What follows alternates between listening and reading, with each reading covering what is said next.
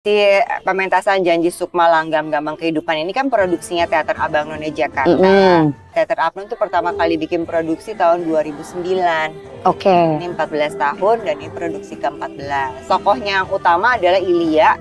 Ilya itu adalah generasi termuda dari keluarga seniman Gambang Kromong. Nah, dia tuh berjanji akan meneruskan atau menghidupkan si Gambang Kromong ini jangan sampai mati. Kita akan melihat bagaimana sih perjuangannya dia dalam mengembalikan Gambang Kromong supaya tetap dimainkan lagi. Janji Sukma tuh kalbu hati gitu. Jadi maksudnya tuh janji yang pernah kita ucapkan untuk diri kita sendiri. Kalau misalnya kita ngomong musikal itu sebenarnya ada konsep musikal yang dalam dunia perteateran gitu ya, bahwa setiap kita ngobrol tuh mesti dinyanyiin. Jadi kita nggak berani bilang bahwa ini adalah musikal, tapi ini adalah sandiwara Betawi yang memang musik-musik di dalamnya itu diiringi oleh Gambang Kromong.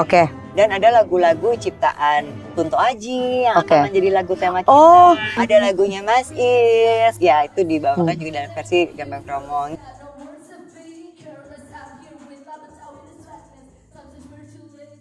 Hai Opal Gang, welcome to OG Podcast. Kali ini barengan sama Pila. Hai.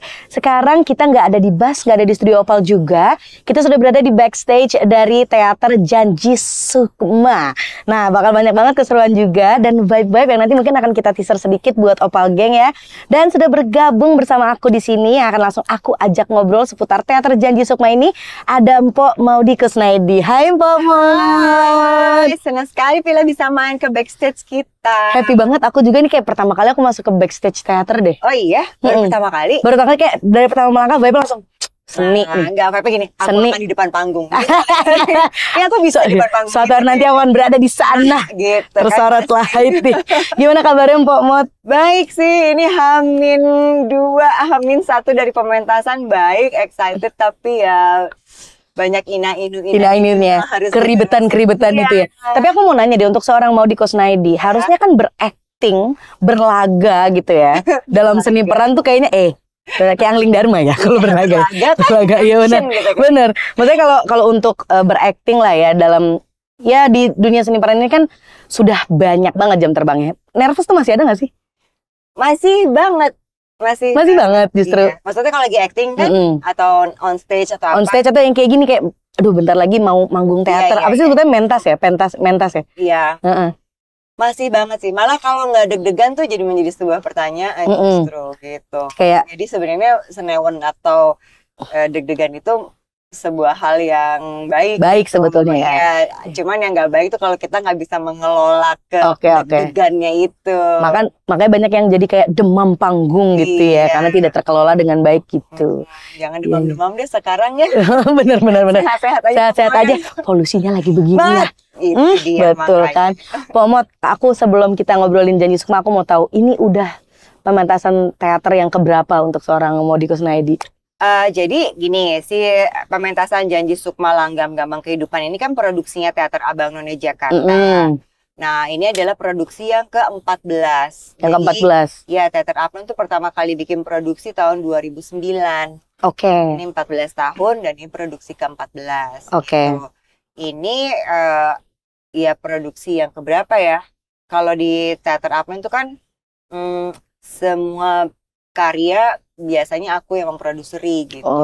Iya, tapi ada beberapa hal kalau yang pementasan 1 jam atau yang kayak biasanya senior pemain teater Abang Nonenya itu mereka nanti akan bikin mereka yang jadi tim produksinya untuk pementasan sama generasi yang barunya. Gitu. Aku nggak produseri, aku cuma lihat-lihat dari jauh aja. Gemes, jadi kayak regenerasi terus gitu ya. Kan biar ada yang gantiin aku nanti. Gitu. Mpok Mot, tapi kalau gitu coba diceritain dulu sedikit boleh kali ya buat Opal Gang di rumah. Sebetulnya pementasan teater Janji Sukma ini apa sih dan tentang apa sih? Kalau judulnya kan Janji Sukma, ini janji. Judulnya tuh berat tuh ya, Janji Sukma gitu. Aku tuh pas yang ngasih janji itu tiba-tiba kenapa jadi dalam banget, deep banget nih janji nih. Karena kan janji Sukma tuh kalbu hati gitu. Jadi maksudnya tuh janji yang pernah kita ucapkan untuk diri kita sendiri. Jadi kalau misalnya aku janji nih sama Pila, jam 4 kita syuting ya Pil, gitu tuh kan aku janji sama kamu. Kalau aku datang jam 4 berarti aku menepati janji. Betul. Gitu kan.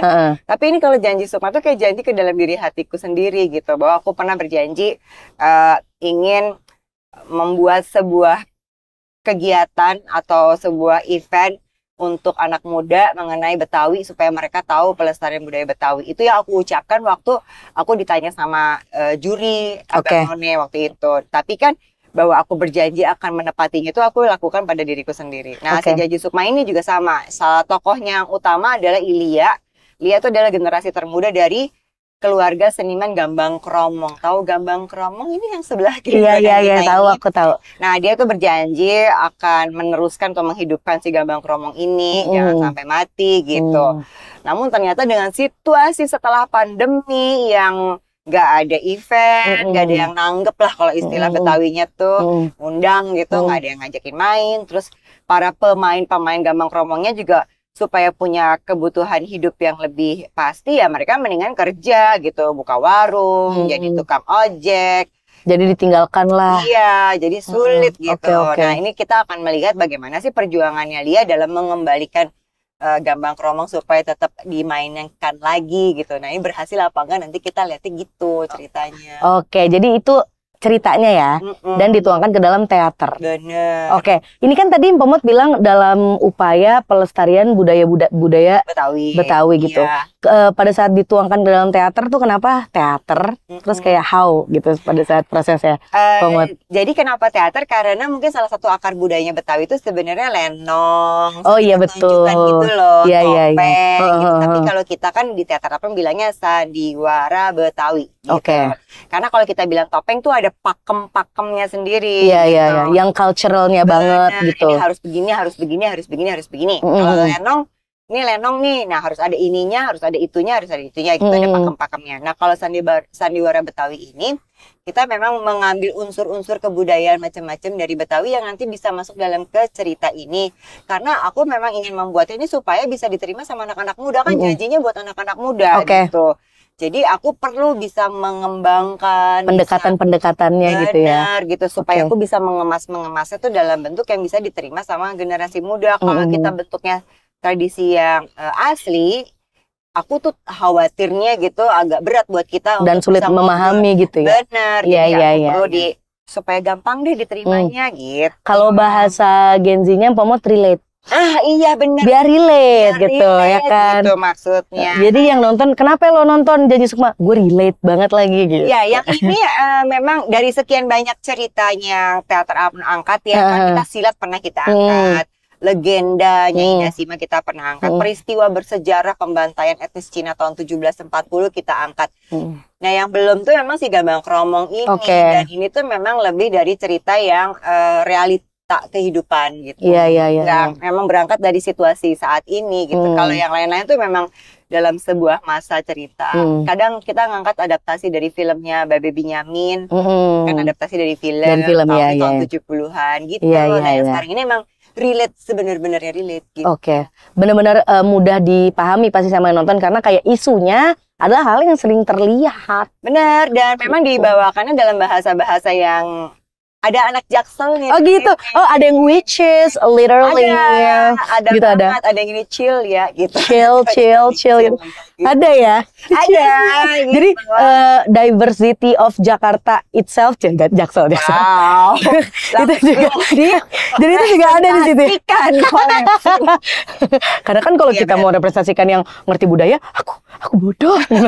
Iya. Ya kok nggak sesulit itu. Iya, Mpomot. Tapi Mpomot, aku kalau melihat di backstage-nya dulu aja nih ya, ini banyak alat musiknya. Ini kan elemen-elemen dari. Ini belum seberapa. Ini kalau kita ngomongnya perabotan. Perabot, banyak perabot-perabotnya ya, perabot-perabot musik gitu. Nah, ini apakah akan musikal atau memang ini enggak, kita bukan teater musikal tapi kita akan ada musik Gambang Kromongnya atau gimana? Ya, jadi kalau misalnya kita ngomong musikal itu sebenarnya ada konsep musikal yang dalam dunia perteateran gitu ya, bahwa setiap kita ngobrol tuh mesti dinyanyiin gitu. Oh iya betul ya, setuju. Musikal tuh kita benar gitu. Yang which is aku nggak bisa. Iya, gitu. kayak which is gitu jadinya. Gitu. Which is I can't. Iya, I gitu. can't.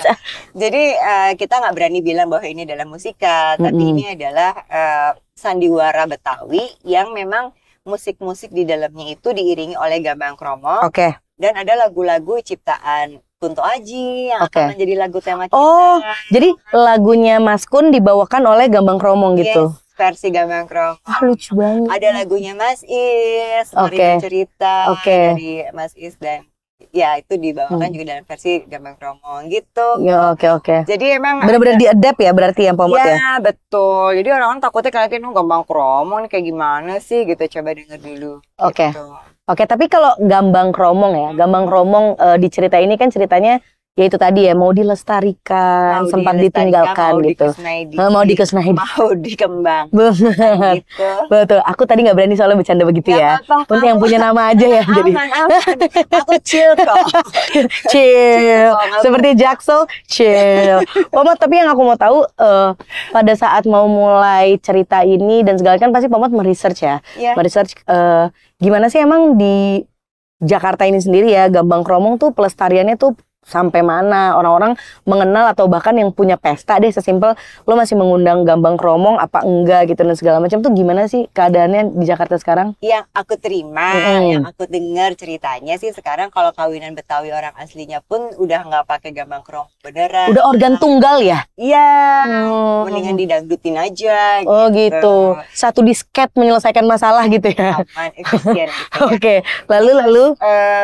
Ya tadi event-event yang bisa mengundang mereka tuh biasanya yang perayaan ulang tahun Jakarta di bulan Juni gitu kan. Ulang tahun Jakarta di PRJ. Oke, di PRJ itu masih ada ya gambang kromong ya? Pak Konul masih ada. Oke. Gitu. Terus memang sebenarnya ada satu tempat yang pelestarian budaya Betawi itu memang mereka juga bikin tiap bulan atau tiap minggu tuh ada, tapi kan memang harus bergiliran dari semua sanggar-sanggar. Betul. Nah, jadi memang juga kadang-kadang fungsi dari gambang kromong sendiri pun jadi tidak seperti zaman dulu lagi gitu kan. Oke. Karena memang favoritnya sekarang sudah bergeser. Iya. Dan terus ya yang seperti kita angkat bahwa banyak personil-personilnya yang nggak bisa hanya mengandalkan sebagai musisi seniman musik tradisi aja, jadi dia juga harus nyambi ya lain gitu. Yang kadang-kadang jadi sulit untuk latihan bareng atau mau persiapan dan sebagainya. Nah, yang ternyata salah satu yang ngeganjel juga adalah si gambang kromong yang versi zaman dulu itu tuh punya kunci, aduh ini teknis banget sih. Kunci nadanya tuh di nada tertentu yang kalau dikolaborasiin sama alat musik modern seperti piano atau apapun tuh nadanya agak sulit gitu loh. Jadi kita harus membuat gambang kromong dengan kunci nada di tertentu supaya bisa kolaborasi sama alat musik lain supaya bisa main lagunya Mas Kun, bisa main Mas Is gitu. Oh, jadi ini kita bikin di custom lagi. Yes, kita bikin beli khusus. Jadi aku dengan bangga punya gambang kromong. Orang mau punya bangga punya merek apa gitu ya, gambang kromong. Berarti ini to the ownership of Maudy Kusnaidi? No, Theater Up. Oh, Theater Up. Iya dong. Luar biasa. Keren bingit. Iya, maksudnya dan ini juga akhirnya juga membuat para seniman yang membuat gambang kromong juga mereka juga semangat gitu bahwa ini akan dimainkan sama anak-anak muda. Sama anak-anak teater apron yang belajar bermain gambang kromong 4 bulan ini dari awal yang cemberut-cemberut sampai ungu-ungu tangannya. Bener-bener anak-anak teater apron yang mainin, bukan kayak emang pemain gambang kromong gitu. Kami kan akan pakai 2 set. Satu yang dimainkan di atas panggungnya, yang dimainkan oleh anak-anak Abang None Jakarta. Satu yang mengiringi emang para jagoan musisi gambang kromongnya, mereka di bawah. Oh gitu, makanya masih ngejagain gitu ya. Iya. Tapi kan kalau misalkan sekarang ya, kalau aku dengar ceritanya Pomot, gambang kromong itu berarti udah kayak sebuah pertunjukan aja sih. Sementara kalau dulu tuh bisa jadi ini ya, berarti jadi hiburan pilihan ya. Kayak aku mau hajatan di rumahku undang gambang kromong tuh berarti dulu tuh emang beneran gitu ya. Biasanya mereka main tuh dari jam malam habis maghrib, selesainya tuh sampai jam 6 pagi besoknya. Iya, biasanya tuh mereka pesta rakyat gitu dong ya. Bener, emang hajatan gitu. Definisi ya. Iya, makanya dalam sebuah pertunjukan kesenian Betawi itu biasanya kan kalau perkawinan gitu. Jadi kalau malam-malam tuh yang udah jam 12 ke sana tuh yang diobrolin tuh memang nggak jauh-jauh dari kasur, dari dapur, dari sumur. Memang karena kehidupannya buat nasihat-nasihat rumah tangga, perkawinan gitu. Tapi kalau ngomong-ngomong tuh bisa nggak sih kayak misalkan aku mau nyanyi diiringin gitu, bisa nggak? Bisa, tapi karena nadanya terbatas itu memang harus belajar dulu. Oh iya, yang ngulik gitu. ya. Nggak kayak tiba-tiba organ tunggal gitu. Iya. Apa langsung gitu. Iya. Oke, kalau misalkan kamu mau nyanyi apa sih? Aku siapin. Enggak, aku bercanda Pomot. Berapa satu album? Coy. Pomot, kalau misalkan dari Gambang Kromong ini sendiri, apa sih maksudnya keunikan yang adanya cuma di Gambang Kromong, tapi lo nggak akan menemukan ini coy di organ tunggal, lo nggak akan menemukan ini dari alat musik lain tuh apa sih, Pomot? Sulit ini menjawabnya, harusnya seorang musisi kita ada Bang Imam tukang tabuh, dia memang masternya Gambang Kromong ya, tradisi. Oke. Jadi gak hanya Betawi tapi dia memang mengajar gitu. Si Gambang Kromong itu sebenarnya perabotnya ada 12 perabot kalau lengkap gitu ya. Ada tehian, gohian, apa gitu. Ada gambang, ada kromong, ada gong dan sebagainya. Berbeda sama tanjidor. Kalau tanjidor tuh yang kelip-kelip di badannya Atun waktu lo di kalau tanjidor nonton episode. Nah, itu tanjidor, itu beda grup sama si Gambang Kromong, berbeda. Gambang Kromong lebih kayak ini sih, bilah ini nih kayak gini nih bilah nih. Kalau kita mungkin lebih kolintang. Oke. Ini sekarang kita ini kali ya diperkenalkan sama alat-alatnya ya. Kelihatan ya sih? Kelihatan. Ini adalah shoot aja. Ini si Kromong. Oh, yang kayak xylophone gitu dia ya? Ya, gitu ya. Kayak glockenspiel. Iya. Makin susah bahasanya. Aku nggak jago-jago amat soal alat musik. Oke. Pokoknya gitu deh, dia berdua nih, Kromong nih berdua gitu. Oke, ini juga maininnya juga dipukul. Tung gitu. Oke. Dan ternyata sulit karena tidak semudah Jose itu, jadi kayak gantian gitu loh. Anak-anak tuh pas lagi latihan tuh banyak emosi-emosi yang tertahan gitu kan. Ini tapi yang mainin satu orang. Ini satu orang, itu satu orang. Tapi sebenarnya kalau mereka pemain gambang asli, mereka bisa main kemana-mana aja, pindah-pindah gitu. Oh, keren ya? Mereka keren sebenarnya, karena aku nggak bisa. Ih, keren ya. Kalau ini apa Pomot? Gong. Iya. Ada satu pemain yang harus ikutan main gong ini, namun dia kan nggak tahu nih gong gua kapan masuknya nih. Padahal kan cuma gong doang. Jadi akhirnya dia menunggu kode dari yang main gendang gitu, pakai kepala, jadi gini, deng gong gitu, deng gitu. Jadi nungguinnya pakai kepala. Iya benar. Oh, pemain gendangnya berotot ya, saya gini ya, saya nggak siap apa. Iya, lucu banget. Wah, tapi kalau misalkan ini adalah yang di custom ya? Iya. Oh, yang tiga ini adalah di custom. Iya ini. Oke, tapi kalau misalkan kita ngomongin teater ya, maksudnya aside dari musik yang mengiringi juga kan pasti butuh acting yang meyakinkan gitu. Apa sih bahasanya kalau acting ya, convincing lah ya, convincing gitu. Kalau misalkan dari Pomot sendiri kan jam terbang actingnya memang nggak main-main bro. Aduh. Bro nggak main-main bro, gitu kan. Apakah turun sendiri juga dalam coaching, acting dan segala macam? Mohon maaf nih, kita kerja tim aja ya. Udah dibagi ya? Kita kerja tim aja. Ada acting coachnya, ada sutradarinya. Oke. Tapi gini, yang main di teater Abang None ini kan mereka yang pernah ikut pemilihan Abang None Jakarta. Ikut nggak? Aku belum pernah. Aku dulu nggak pernah pede karena aku nggak tinggi. Ya maaf, memang ada itu sih syaratnya 1,5. Ada minimal tingginya nggak nyampe gitu. Pomot. Bukan apa-apa, soalnya kalau dia mendampingi gubernur, kalau pengen itu tenggelam. Iya benar, nggak kelihatan. Betul, itu betul. Gitu. Makanya high heels lah ya segitu.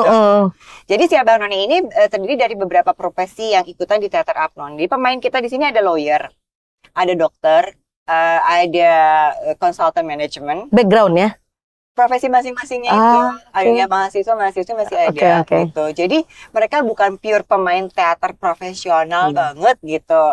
Dan lebih karena kecintaannya pengen ikut ririwuhan aja gitu, repotan gitu, adu skill. Kalau bisa repot kenapa mesti yang santai gitu kan. Kalau bisa ribet kenapa harus simple. Udah bergabung lah di sini sama kami. Gitu. Jadi memang kalau masalah skala of skill, acting dan sebagainya, dengan latihan 6 bulan harus bisa nari, harus bisa vokal, harus bisa gambang, acting tuh kayak emang sebuah project yang cukup berat gitu buat mereka. So kita jalankan sama-sama. kita bikin pelan-pelan satu-satu gitu. Tapi memang kalau harapannya langsung wah nanti nonton Reza Rahardian gitu di sini ya tentu saja nggak bisa begitu. Jadi memang aku merasa supaya semua kebutuhan di teater ini walaupun cuman adegan lewat doang, nggak ada dialognya atau cuman berdiri aja jaga warung tuh semua punya kontribusi yang sama besarnya terhadap penonton teater. Karena kalau penonton teater tuh bukan kayak penonton sinetron atau film yang sudah diarahkan. Nih kameranya ke Pila aja. Iya benar, lihatnya kesini aja. Cakep, kurang kita ulang lagi gitu kan. Nih ke Pokmot nih segini. Nah kalau di teater kan kita bebas banget ya. Penonton mau nontonnya yang di ujung, mau yang di belakang gitu. Padahal nih tokoh utamanya lagi silat di depan gitu. Jadi semua memang punya kontribusi yang sama, nilai betul. yang sama. Lebih 360 gitu ya berarti. 360 muter dong. Bahkan bisa nonton sampai belakang AC, ini belakang sound gitu ya. Dapur kita. Iya benar. Oh ya seru banget. Tapi aku tuh sebetulnya kepo ya. Maksudnya kalau dalam sebuah pertunjukan teater, maksudnya aku juga sebagai penonton gitu ya, penonton orang-orang acting tuh kayak, nih acting tuh apa ya rasanya? Kayaknya seru acting ya. Kayaknya one thing I wanna try kayak at least sebelum tua nanti adalah salah satu acting gitu. Nah, aku tuh selalu melihat kayaknya teater itu always a good place to start dan teater banyak melahirkan aktor-aktor bagus gitu ya. Apakah apa menurut Pokmot faktor yang membuat teater ini sebuah elemen yang krusial dari seni peran? Dan kenapa teater ini yang justru bisa melahirkan aktor-aktor bagus gitu? Baik, terima kasih pertanyaannya. Saya akan jawab dalam waktu 3 menit dari sekarang. Silakan. Kamu kan pertanyaannya kayak juri. Kayak juri ya. Kayak lagi mau ujian teater gitu. Karena Pokmot aku kepo banget. Takut ya. Takut ya, serem ya. Jadi gini, kalau saya akan coba menjawab. Mohon maaf nih kalau pada dosen-dosen teater. Tapi menurut aku di sini tuh teater kita belajar berproses. Di teater ini kita belajar untuk berkembang, bertumbuh, yang berbeda dengan generasi saat ini yang segalanya serba instan, gitu. Nah di teater ini tuh memang ada proses-proses. Kenapa proses? Karena kita dalam hidup itu memang sebenarnya punya tahapan-tahapan yang kita nggak bisa langsung skip gitu. Ya dari lahir kan nggak bisa tiba-tiba langsung jadi Pila yang 17 tahun. Iya gitu. Benar, harus 1 tahun dulu ya. Nah itu yang sebenarnya ada proses yang harus kita lakukan. Nah, dalam teater ini membuat kita bisa belajar menghargai proses-proses tersebut. Dan dalam teater ini kayak menjadi satu paket gitu, nggak cuma ekspresi, nggak cuma physically, tapi juga dari inner gitu. Karena dalam teater ini kan kita hanya bisa menyuguhkan dalam 1 kali kesempatan dan satu waktu gitu. Iya benar. There's no turning back, nggak bisa diulang. Aduh lupa, maaf kita ulang lagi, nggak bisa. Nggak bisa. Gitu. Jadi memang 1 kesempatan. Nah untuk bisa begitu kita perlu proses tuh di belakangnya untuk menjadi saat ini. Mau di yang saat ini depan kamera ini kan terjadi dalam proses-proses kemarin-kemarin. Mungkin kalau 15 tahun yang lalu aku ngomong di sini juga udah keringetan, nggak bisa ngomong. Bentar ya kak, mau cari jawabannya gitu. Kalau dapat pertanyaan mengagetkan begini juga udah kayak, kan, boleh diem nggak gitu? Gitu bisa gitu. Gitu. Bisa panik. Jadi si teater ini mempersiapkan kita gitu, tubuh kita, emosi kita, ekspresi kita dalam menghadapi segala situasi. Dan menurut aku si teater ini sebenarnya akan menjadi basic yang sangat bagus untuk sebagai individu dalam kehidupan apapun, nggak cuma untuk di panggung. Ketika harus ketemu dengan orang, ketika dalam situasi tertentu, dalam mempresentasikan apa gitu. Karena dalam hidup ini kan memang kadang-kadang kita bisa jadi yang kita sendiri atau kita diminta untuk menjadi perwakilan apa gitu tuh perlu gitu hal-hal seperti itu. Dan di teater ini kan kadang-kadang punya waktu yang lebih banyak ketika harus berperan menjadi seorang let's say misalnya dokter, harus menjadi seorang pemain gambang kromong gitu, tuh kan nggak bisa tiba-tiba langsung gitu, kan perlu proses. Betul. Nah itu yang aku juga merasa pengen banget disampaikan kepada tim, bahwa kita tuh bisa menjalani up and down proses capek, pulang tengah malam ngantuk-ngantuk, sakit-sakitan, tapi nanti pada saat kita selesai ya kita selesai itu worth it kok gitu, kebayar kok selesai sama-sama, senang sama-sama, susah sama-sama, nanti didapat tepuk tangan tuh kalian juga di atas panggung, yang dapat bunga tuh kalian di atas panggung. Dan aku senang sekali misalnya dari 14 produksi ini ada 1, 2, 3, 10, 15 orang yang akhirnya terjun ke dunia entertainment dengan teater dan punya cinta yang benar-benar kepada Betawi dan apapun tuh, aku merasa itu menjadi salah satu visi misi kita tuh accomplish gitu. Iya. Ya itu adalah kesuksesan bersama. Aku pernah baca quotes di TikTok Pokmot. terbentuk gitu gak sih? Oh iya, makanya doang yang beda. Iya enggak. Jadi habis terbentur ini kerja keras apa, tapi ujungnya kita akan terbentuk. Iya, gitu. iya. Itu berarti setelah terbentur, terjadilah akhirnya sebentar lagi akan ditayangkan pementasan teater ini. Tapi aku mau tahu dong, Pomot, kira-kira nanti siapa aja nih yang akan menjadi pemerannya? Jadi ceritanya si Janji Sukma ini kan sequel dari pementasan kita 10 Sebelum tahun Oke. Judulnya Sukma Jaya. Sukma Jaya itu dari nama Gambang Kromongnya. Beberapa pemain tetap sama yang dari 10 tahun lalu juga. Ada yang pemeran utama di tahun 10 tahun yang lalu sekarang menjadi asisten sutradara di pementasan. Oh, tapi udah nggak ikut. Nggak ikut. Gitu. Terus banyak generasi terbaru dari teater Apnon yang masuk di sini. Gitu. Jadi masih kayak newborn gitu. Debut dong. Debut. Emang sebelumnya kita sudah ada pementasan ke durasi kecil 1 jam gitu. Itu kayak semacam warming up dulu sebelum masuk ke sini gitu. Terus ada ini kalau di teater Apnon ini semua lintasan. Jadi abangannya dari Jakarta Selatan, Timur, Barat, Pusat, 1000 gitu semua bisa. Dan lintas angkatan ada yang pemeran nya None tahun 83. Gitu. Sampai yang terbarunya Abang tahun 2019. Gitu. Ini berarti antar semua peserta Apnon di casting lagi gitu atau gimana? Iya, tetap audisi. Mana yang mau aja. Karena kan kita ini kan azasnya sukarela ya. Hayu gitu, rame-rame yang mau susah-susahan bareng hayu gitu aja. Nggak diharuskan, nggak diwajibkan gitu. Gemes, lucu, seru banget. Kalau misalkan ini sekarang Opal Geng di rumah yang lagi nonton ya, bertanya kepada Mpok Mot, kenapa aku harus nonton teater ini? Karena kalau nggak nonton ya, kamu kehilangan momen-momen lucu, momen-momen receh-receh kita. Dan dari nonton ini kamu bisa tahu yang namanya Betawi itu seperti apa. Kadang-kadang kita nggak tahu yang namanya belajar tuh bukan harus dari buku, bukan harus dari kelas gitu. Nonton teater tuh udah ada sesuatu ilmu-ilmu yang kamu udah diimplementasikan bahkan ya. Yes, ini sudah dibentuk, dirupa, dikemas, dibentuk loh. Betul. Supaya sesuai dengan harapan dari para penonton. Karena ketika aku membuat ini kan aku duduknya dari kacamata penonton. Pengennya nontonnya kayak apa sih yang kurang, yang di-expect apa sih gitu ya. Gitu. Aku coba dari situ dan sambil menduduk di posisi kalau aku di belakang layar tuh seperti apa, bikin naskah yang mana ya, sentilan-sentilannya dibikin serunya apa ya, kayak gitu.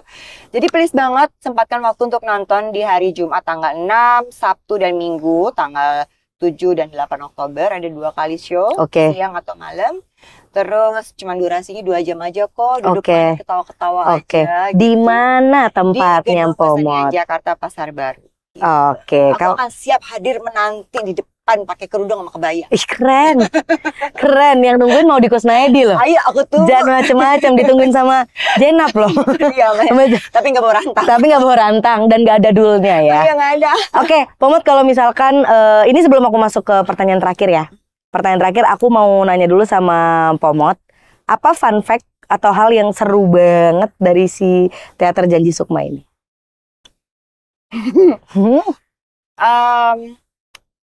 Seru bahwa mereka harus latihan gambang.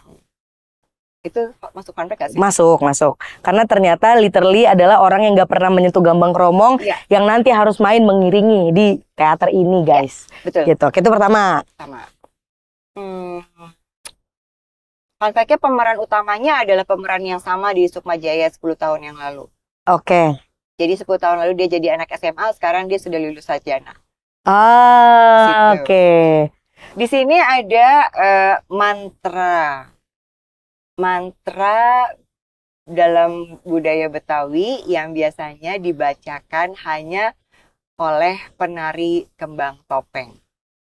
Mantra mistis kah? Nggak bilang mistis sih, pokoknya itu adalah doa yang biasanya menjadi urutan prosesi ketika ritual penari, gitu ya? Yes, penari kembang topeng itu mau menari di atas panggung membuka pementasan. Gitu. Ada mantranya. Ada di sini. Ya. Udah ya, banyak banget. Udah 3 aja ya? Emang berapa sih? Aku sih nggak expect apa-apa ya. Udah 3 aja ya. Aku tuh orangnya udah takut berekspektasi karena aku dikecewain terus. Aduh, kasihan. Jangan, kamu harus tetap semangat. Iya, tetap semangat, Pomot, tetap semangat. Oke, kalau misalkan Opal Geng di rumah mau beli tiketnya atau mau dapat info-info seputar Janji Sukma kemana, Pomot? Bisa ke Instagramnya Teater Apnon aja, at Teater Apnon. Kalau tiketnya bisa di tiket.com. Terus kalau mau telepon saya apa sekalian nggak? Gimana? Menang banyak ya, menang banyak mau beli tiket teater dapat nomor handphone mau di Kusnaedi. Belinya 1 lagi. Iya, belinya 1. Iya, boleh beli 1 2 kali bayarnya dia. Jangan ya, dicicil jangan. Instagramnya Teater Apnon aja. Oke. Ada kontak person dan segala macam semua di situ ya. Ada Non Sukma, nanti dicek di sana. Oke, Non Sukma ya, silakan kontak Non Sukma. Ya, jangan kontak Pomot, jangan kontak saya, apalagi jangan. Saya capek banget di buron, jangan. Kamu nonton aja nanti. Iya, aku pengen nonton nih, aku pengen nonton. Pomot, ada satu pertanyaan lagi. Oh, ada lagi. Untuk seorang Maudy Kusnaedi ya, what's next? Akankah tetap memproduksi teater setelah ini atau kayak jangan-jangan kayak tunggu ya sebentar lagi aku comeback kali atau apa di layar lebar atau gimana? What's next? Aku ya berikutnya apa ya? Jadi sesungguhnya kita selesai pentas di tanggal 8 Oktober ini. Kita tanggal 28 Oktober pentas Teater Apnon lagi. Oke, ada lagi 20 hari. Padet ya. Temanya Sumpah Pemuda. Oke. Jadi kita judul pementasannya adalah Gelora Muda. Temanya mengenai Sumpah Pemuda dan Hari Pahlawan untuk generasi muda. Pementasan durasinya cuma 1 jam, terbuka untuk umum dan gratis. Gratis. Ya, nanti kita, itu di garis bawahi, di underline, bold, italic, gratis. Nanti kita obrol lagi yang itu ya. Iya, benar nanti ya. Yang ini dulu aja. Pomot, aku mendoakan semoga semuanya lancar-lancar untuk Pomot dan juga teman-teman semua, teman-teman cast, teman-teman kru, teman-teman semua deh, pokoknya depan ataupun belakang layar. Semoga lancar-lancar dan yang terpenting sehat Po ya.